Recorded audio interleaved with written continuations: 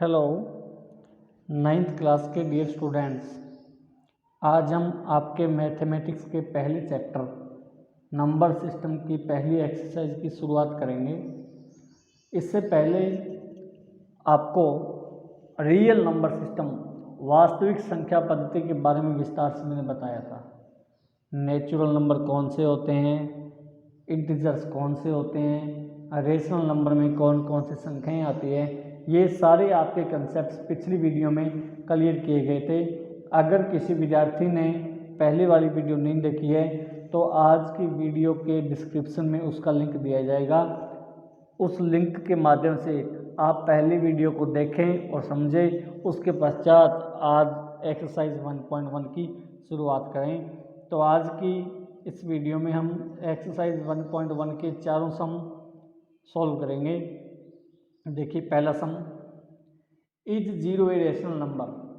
क्या शून्य एक परिमेय संख्या है? Can you write it in the form P upon Q? क्या आप इसे P बटा क्यू के रूप में लिख सकते हैं?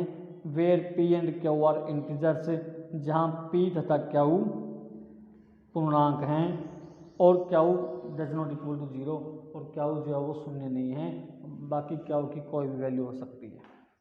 देखिए, उदाहरण के लिए अगर मैं आपसे कहूँ कि 0 को 2 से भाग करना है, 0/2, आंसर क्या रहेगा?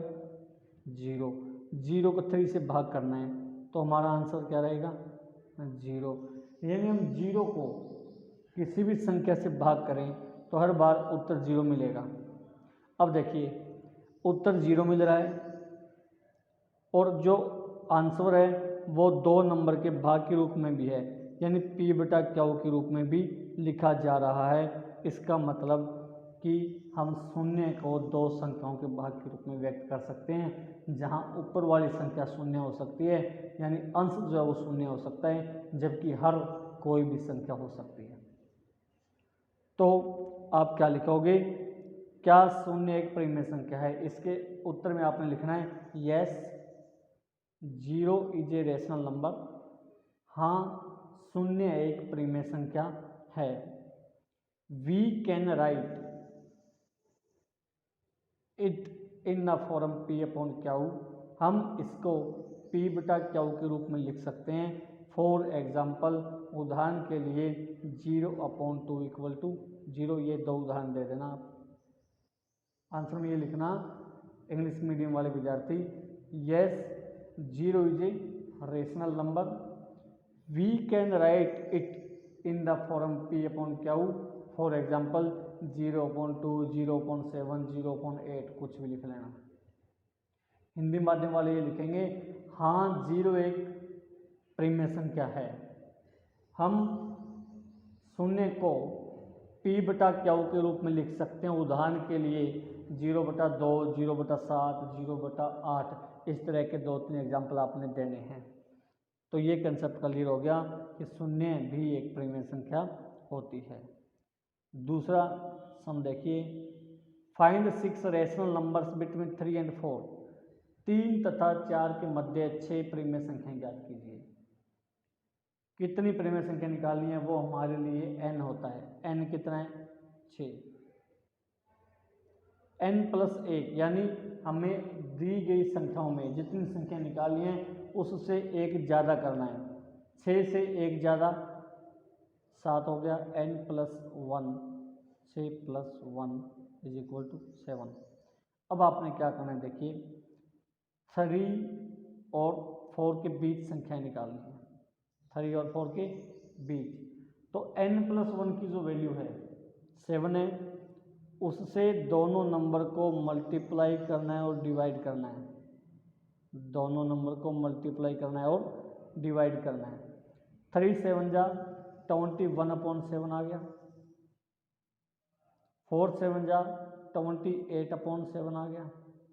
इन दोनों के बीच की संख्याएं लिख दीजिए आप। 21 के बाद 22/7, 23/7, 24/7,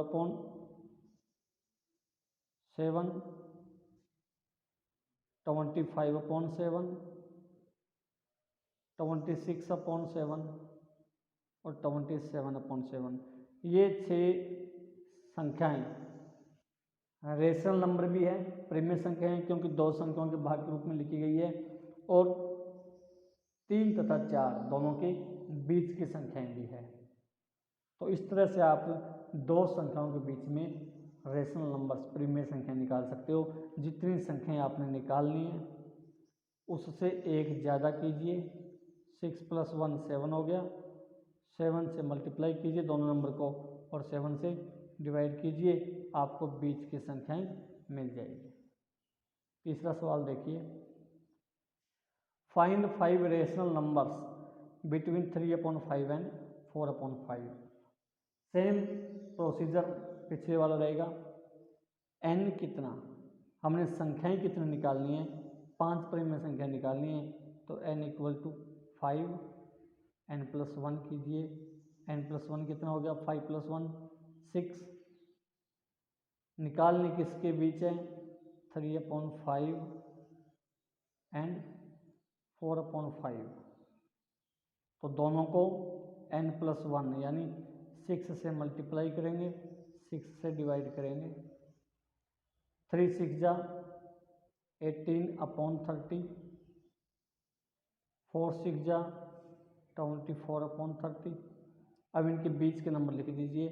18 के बाद 19/30 आएगा, 19 के बाद 20/30, 21/30, 22/30 और 23/30। अब देखिए 18 और 24 के बीच की सारी संख्याएं, यानी 3/5 तथा 4/5 दोनों के बीच में 5 रेशनल नंबर्स हमने फाइंड आउट कर लिए। 5 प्रिमिय संख्याएं हमने निकाल ली। अगर यहीं 7 प्रिमिय संख्या निकालनी होती तो आप 7 + 1 8 से गुणा करते, 8 से ही भाग करते। देखिए चौथा sum, state whether the following statements are true और फॉल्स। नीचे कुछ स्टेटमेंट्स दी गई है, वो सही है या गलत है। Give reasons for your answer, हमने बताना है, और जो आंसर हम देंगे सही देंगे तो सही के पक्ष में, अगर गलत लिखेंगे हम तो गलत के पक्ष में हमने अपना रीजन कारण देना है। देखिए पहला, every natural number is a whole number. Natural number कहाँ से शुरू होते हैं आपको पता है, 1 से। नेचुरल नंबर कहाँ शुरू होते हैं, 1 से। 1 2 3 ये सारे नेचुरल नंबर हैं। और होल नंबर कहाँ से होते हैं, 0 से। अब देखिए 0 में अगर नेचुरल नंबर जोड़ दें तो होल नंबर बन जाते हैं, यानी 0 में, 0 में प्राकृतिक संख्याएं जोड़ दें तो पूर्ण संख्याएं बन जाती है। इसका मतलब पूर्ण संख्याओं में सारे प्राकृतिक संख्याएं आएगी, प्रत्येक प्राकृतिक संख्या एक पूर्ण संख्या होती है, ये बात सत्य है। क्यों होती है, आप कारण लिखना कि होल नंबर, इसका कारण आप क्या लिखोगे, whole number include 0 and natural numbers. आप ये लिखना, पहला कथन सत्य है क्योंकि पूर्ण संख्याओं में शून्य तथा प्राकृतिक संख्याएं दोनों मिले होते हैं। Whole numbers include both 0 and natural numbers. Second देखिए, every integer is a whole number. Integer में होते हैं प्लस माइनस दोनों।